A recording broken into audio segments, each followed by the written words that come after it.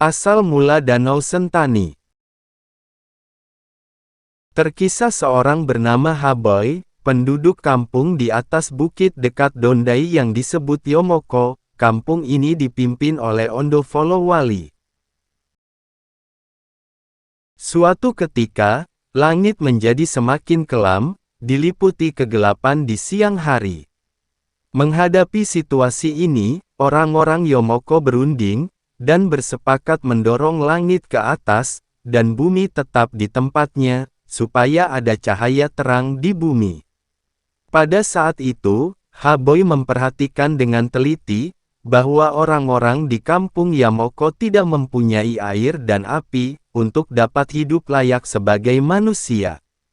Karena itu, Haboy dan Ondofolo-Wali mengambil sebuah gelang kristal, yang disebut Eba, dan 3 butir manik-manik, yang disebut Hawa, Hai, dan Naro. Kedua orang ini bertekad menghadap Dobonai, penguasa hak atas air yang berdiam di puncak gunung Dobon Solo. Suatu pagi yang cerah, Haboy berjalan menuruni bukit Yomoko, memasuki hutan dataran rendah ke utara, kemudian mendaki, menyusuri jalan setapak dalam rimba pegunungan Cyclops, diikuti dari belakang oleh Ondofolo-Wali. Tanpa diketahui oleh keduanya, di puncak gunung Dobon Solo, seekor burung emien milik Dobonai menginformasikan kedatangan mereka kepada penguasa air itu. Burung itu kemudian ditugaskan oleh Dobonai, untuk menjemput Haboy dan Ondofolo-Wali.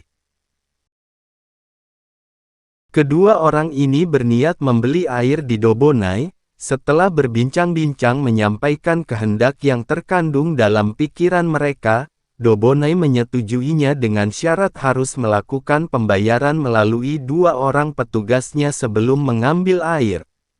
Kedua orang yang ditunjuk Dobonai bernama Dukumbuluh dan Roboniwai. Haboy dan Ondofolo-Wali pergi menghadap 2 orang itu, namun mereka melakukan kekeliruan ketika menyerahkan alat pembayaran yang mereka bawa.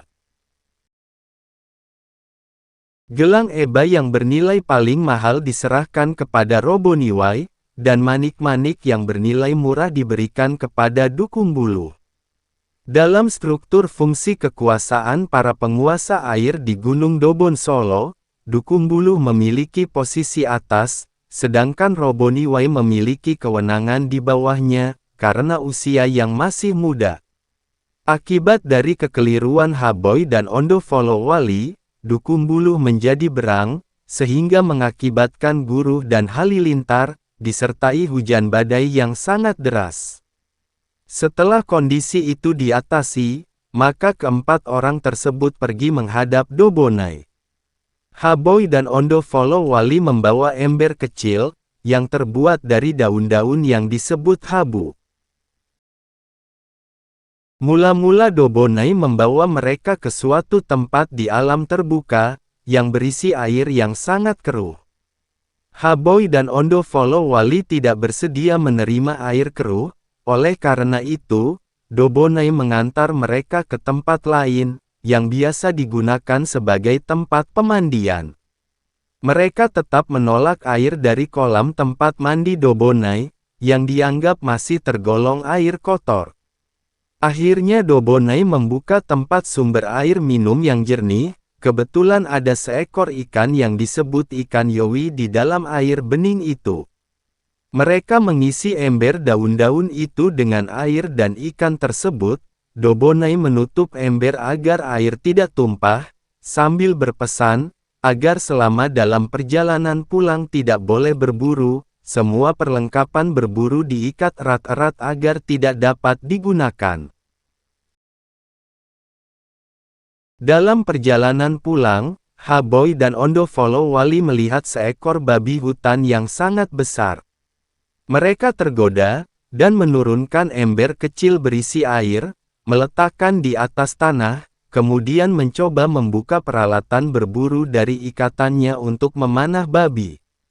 Namun tak disadari ember pecah, air di dalamnya tumpah menjadi air bah, yang menghanyutkan keduanya dari tengah gunung Dobon Solo. Haboy dan Ondo Follow Wali menghentikan derasnya air bah, dengan membenamkan ujung sebilah pisau belati, yang terbuat dari tulang hewan ke tanah. Air masuk ke arah tikaman pisau belati, kemudian keluar lagi dan memenuhi seluruh dataran rendah. Bekas air bah itu membentuk sebuah danau besar di hadapan mereka.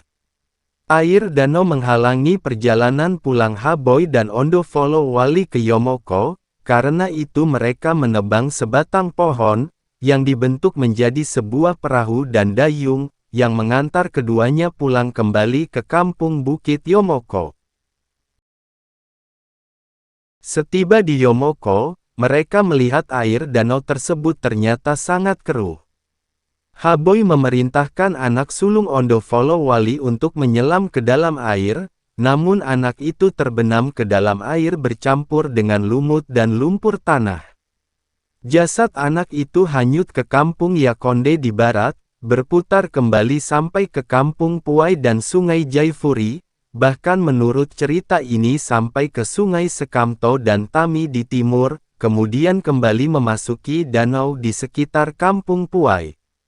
Haboy dan keluarga Ondo Follow Wali mencari jenazah anak itu, hingga menemukannya sedang terapung di permukaan air danau dekat Puai. Haboy meminta istri Ondo Follow Wali mendekati jasad anaknya, namun ia juga tenggelam dan meninggal dunia bersama putranya itu.